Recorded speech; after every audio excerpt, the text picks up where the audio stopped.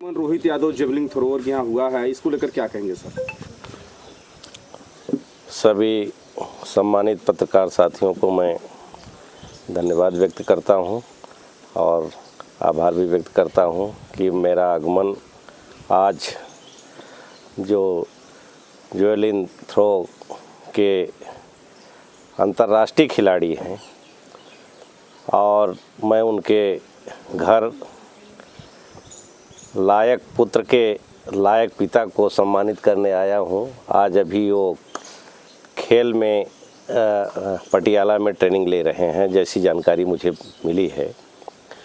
लेकिन हम जौनपुर के समाजवादी पार्टी के जिलाध्यक्ष और जो हमारी ये पैतृक विधानसभा है, हमारा परिवार है, हमारा घर है, बहुत मुझे गर्व है कि मछली शहर विधानसभा क्षेत्र का व्यक्ति और रियल में बहादुर उनके पिताजी का ये देख रहे हैं मेडल जितना है, देखकर मुझे इतना गर्व हो रहा है, खुशी हो रही है।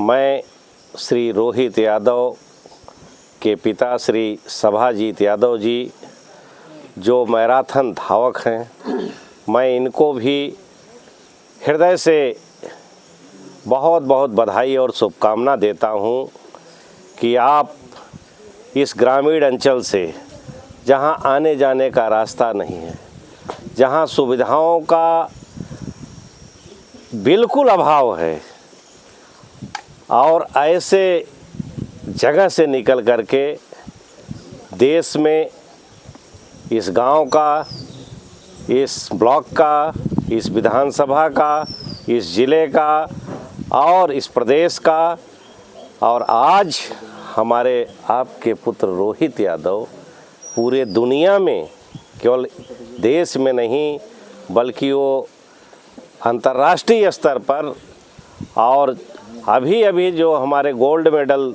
ओलंपिक में चोपड़ा जी पाए थे, उसका भी रिकॉर्ड आपने तोड़ा है। तो बहुत खुशी है, बहुत गर्व है, बहुत बहुत बधाई मैं श्री सभाजीत यादव को और अपने अंतर्राष्ट्रीय खिलाड़ी श्री रोहित यादव जी को कितना भी बधाई दूं वो बधाई कम है। और पूरे मैं क्षेत्र से बधाई दे रहा हूं कि इतने अभाव के बाद भी इस प्रतिभा, अगर हम समझते हैं कि ग्रामीण क्षेत्र के लोगों को सुविधाएं दी जाएं, व्यवस्थाएं दी जाएं, और तो निश्चित तौर पर गांव के बच्चे और बेहतर कर सकते हैं। जहां हम लोग केवल सोचते हैं कि भारत जब ओलंपिक होता है तो सोचते हैं कि भारत में गोल्ड मेडल आ जाए, और कभी एकाक आ जाता है और नहीं तो रजत और 2-4 कांस्य में हम रह जाते हैं। हम तो चाहते हैं कि सरकार ऐसी खेल नीति बनाए और जो कि जिससे हमारे खेल के प्रति बढ़ावा मिले और दुनिया में हम गोल्ड मेडल ओलंपिक में एक नहीं, एक दर्जन नहीं, हम रैंकिंग में आवें कि कम से कम टॉप 5 में भारत का नाम हो, जहां हम 40, 50, 100 नहीं, एकदम लास्ट रैंकिंग में जाते हैं। ये हालत ओलंपिक की है। तो मुझे आशा और विश्वास है कि इस बात को सरकार भी सुनेगी, जो भी सरकार है। आने वाले हमारे राष्ट्रीय अध्यक्ष जी माननीय श्री अखिलेश यादव जी हमेशा प्रतिभाओं का सम्मान करते हैं, चाहे खेल के क्षेत्र में हो, चाहे प्रतिभा पढ़ाई के क्षेत्र में हो, एजुकेशन के सेक्टर में हो, हमेशा उनको बढ़ावा देने का हमारे राष्ट्रीय अध्यक्ष जी अभी जो टॉपर्स हैं उनको लैपटॉप दे करके हम विपक्ष में है, लगातार सरकार में रह करके वो सरकार में न रहकर भी वो टॉपर्स को सम्मानित करने का काम लैपटॉप दे करके, उनको कुछ आर्थिक सहायता देकर करने का काम कर रहे हैं। यहाँ तक कि मैं नम्रता यादव जो खिलाड़ी थी, जो एक जिस्सु की खिलाड़ी, मैंने उनसे, इसको बाहर जाना था, मैं उनसे अनुरोध किया, उसको भी बाहर जाने का पूरी व्यवस्था माननीय राष्ट्रीय अध्यक्ष जी ने देने का काम किया था। और जहाँ तक हमारे रोहित यादव जी का है, आपका है। जो भी मदद होगी हम अपने राष्ट्रीय अध्यक्ष जी से, आने वाली जब हमारी सरकार होगी, इनके खेल के बढ़ावा देने के लिए, इनकी मदद के लिए जितना मदद हो सकता है हम लोग करने का काम करें। रोहित यादव हम लोगों की शान है, मान है, सम्मान है। निश्चित तौर पे हम रोहित यादव के लिए उज्जवल भविष्य की कामना करता हूं, और कि हम उनकी कामना करता हूं कि एक दिन रोहित यादव दुनिया में मेडल, गोल्ड मेडल लेके आए जब ओलंपिक में, तो निश्चित तौर पे बहुत बड़ा सम्मान हम लोग करने का काम करेंगे। इसलिए पुनः मैं रोहित यादव जी के पिता श्री सभाजीत यादव को बधाई देता हूं, शुभकामनाएं देता हूं, और श्री रोहित यादव जी को जो रिकॉर्ड उन्होंने तोड़ा है उस ओलंपिक का, उसके लिए भी उनको हृदय से बधाई और शुभकामना देता हूं कि ईश्वर उनके अंदर क्षमता और ताकत दें जिससे वो गोल्ड मेडल ओलंपिक में जीत कर आए। अध्यक्ष जी, जो है आपके सेटिंग एमपी भी हैं, एमएलए भी हैं। आपने कहा संसाधनों के अभाव में बेटा निखारा, नाम रोशन किया देश का, बड़ी बात है। लेकिन आपके सेटिंग एमपी एमएलए अपने निधि का सही से अगर प्रयोग करते शायद रोड पैचिंग हो जाता। आप आए होंगे, शायद देखे होंगे, क्या कहेंगे? सेटिंग एमपी एमएलए का निधि कहाँ जाता है? ऐसा है, हमारे जो भी हैं विपक्ष के एमएलए एमपी हैं, कोशिश इन लोगों की है, कर भी रहे हैं, लेकिन सरकार जो करना चाहिए वो सरकार विपक्ष के साथ भेदभाव भी कर रही है। पैसा ये लोग दे देते हैं, उसको भी सही समय पे काम नहीं करते सरकार के लोग। प्रस्ताव भी देते हैं, प्रयास भी करते हैं, लेकिन पक्षपात हो रहा है। और ये सरकार विकास की खुद ही विरोधी है। कहने के लिए कि हम विकास की बात करते हैं, लेकिन आपने मेडिकल कॉलेज हमारी सरकार में दिया गया था, मेडिकल कॉलेज को इस सरकार ने बर्बाद कर दिया।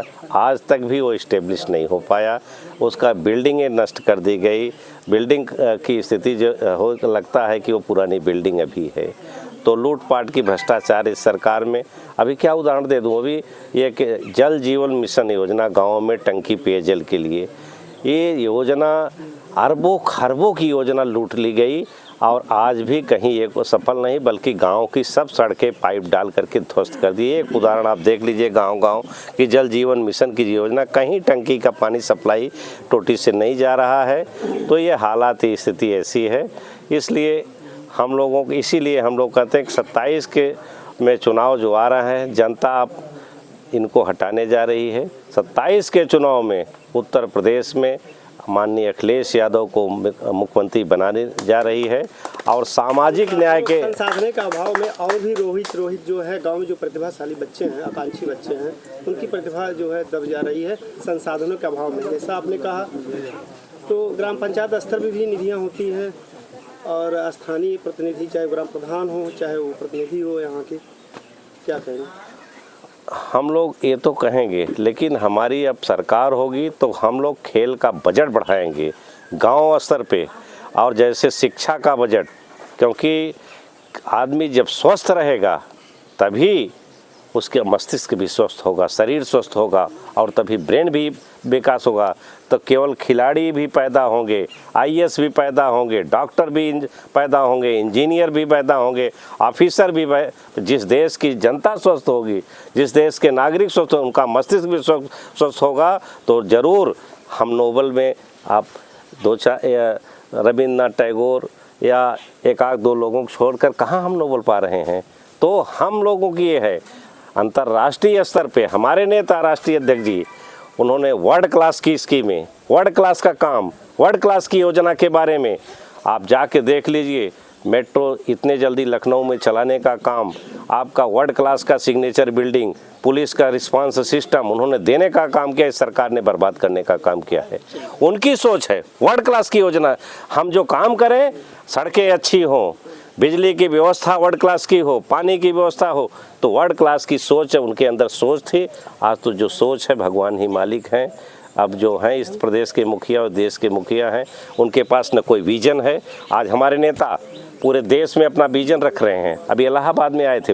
आज हिंदुस्तान में अगर कोई विजनरी लीडर है, जिसके पास सोच है, जिसके पास विजन है, वो केवल हैं अखिलेश यादव हैं, जो हमारे नेता बंगलौर में भी जा कर के समाजवादी पार्टी का विजन, चाहे भुवनेश्वर में जा कर के, बम्बई में जा कर के, आपके आगरा में जा कर के वो विजन दे रहे हैं कि समाजवादी पार्टी सरकार में आने के बाद या हम सत्ता में आने के बाद हमारी पार्टी का क्या विजन होगा, गाँव के लिए क्या होगा, हेल्थ सेक्टर के लिए और रोड गाँव के लिए, इस सब के लिए उनके पास विजन है, प्लान है। योजनाओं के तहत वो चाहते हैं कि एक्सप्रेसवे बने, उसके किनारे मंडियां बने, ये सब चीज़ है, हॉस्पिटल बने। बार बार ये दावा करते हैं कि हमारे यहाँ जो ग्राउंड लेवल पे खेल के मैदान से जो है प्रतिभाशाली बच्चे निकल रहे हैं जो देश में नाम रोशन कर रहे हैं। इन्होंने एक भाषण में भी कहा, प्रतापगढ़ में कहा, कई जगह कहा, आज भी रैली थी योगी ने कहा, क्या कहेंगे? ऐसा है, अब उनकी बात को जनता अब समझ चुकी है, उनका विदाई का समय आ गया है और आने वाले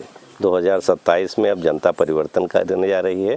वो सब झूठ बोलने का अलावा अब भगवान